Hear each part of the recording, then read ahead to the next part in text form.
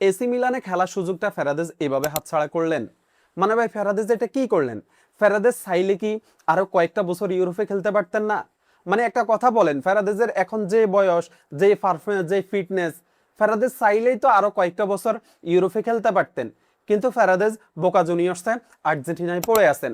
রোমার সাথে যখন ফেরাদেজের চুক্তি শেষ হয়, তখন কিন্তু ফেরাদেজ ইউরোপে অন্য কোনো ক্লাবের সাথে আর যোগাযোগ করে নাই। ফেরাদেজের ইউরোপে থাকার কোনো ইচ্ছা ছিল না।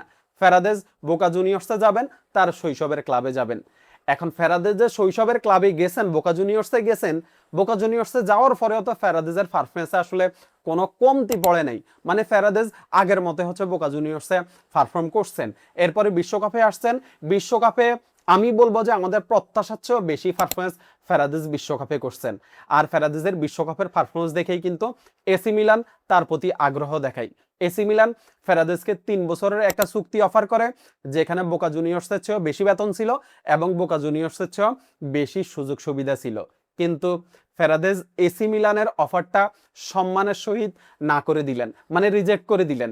ফেরাদেজ বোকা জুনিয়র্সে ভালো আছেন এবং বোকা জুনিয়র্সের প্রতি তিনি হচ্ছে ফোকাস দিতে চান। বোকা জুনিয়র্সের হয়ে তিনি ট্রফি জিততে চান, বোকা জুনিয়র্সকে ট্রফি জিতাতে তিনি অবদান রাখতে চান।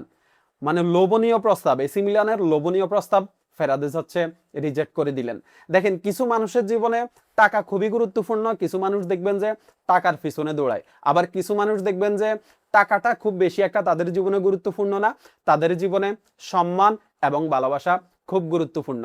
ফেরাদেজ হচ্ছেন ওই শ্রেণীর লোক যার জীবনে আসলে টাকা এতটা গুরুত্বপূর্ণ না, যে চিন্তা করে আমার সম্মান লাগবে, আমার ভালোবাসা লাগবে, আমি আমার শিকড়ে পড়ে থাকবো, আমি আমার শিকড় থেকে হচ্ছে অবসর নিব, মানে ফুটবল থেকে অবসর নিব। ফেরাদেজ হচ্ছে ওই টাইপের একজন মানুষ।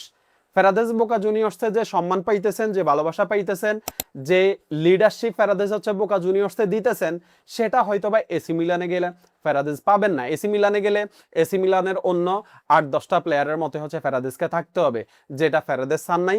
ফেরাদেজ বোকা জুনিয়র্সের ফ্যানদের যে ভালোবাসা, বোকা জুনিয়র্সে খেলতে ফেরাদেজ যেই শান্তিটা পান, ওই শান্তিটা হয়তো এসি মিলানে ফেরাদেজ পাবেন না, যার কারণে এসি মিলানের প্রস্তাবটা ফেরাদেজ সরাসরি রিজেক্ট করে দিলেন।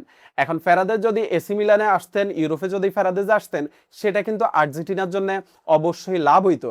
আমরা হয়তোবা ফেরাদেজকে 2028 কোপা আমেরিকা পর্যন্ত আর্জেন্টিনা টিমে দেখবো। আমার কাছে মনে হয়, আমি আত্মবিশ্বাসী যে ফেরাদেজ হয়তোবা 2028 কোপা আমেরিকা পর্যন্ত আর্জেন্টিনা টিমের সাথে থাকবে। এখন ইউরোপে যদি থাকতো, তাহলে ফেরাদেজ তার খেলার মান আরো উপরে নিতে পারত এবং ফেরাদেজ তার নিজের আরো উন্নতি করতে পারত।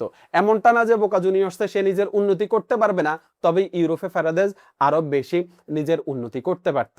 এখন ফেরাদেজ যে সিদ্ধান্তটা নিছেন, এই সিদ্ধান্তকে আমি অবশ্যই সম্মান জানাই। তবে ফেরাদেজ আমার কাছে মনে হয় যে ইউরোপে আসার দরকার ছিল। ইউরোপে আসলে সেটা ফেরাদেজের জন্য লাভ হইতো এবং আর্জেন্টিনার জন্যও লাভ হইতো। তবে আবারও বলছি, ফেরাদেজের সিদ্ধান্তকে আমি অবশ্যই সম্মান জানাই।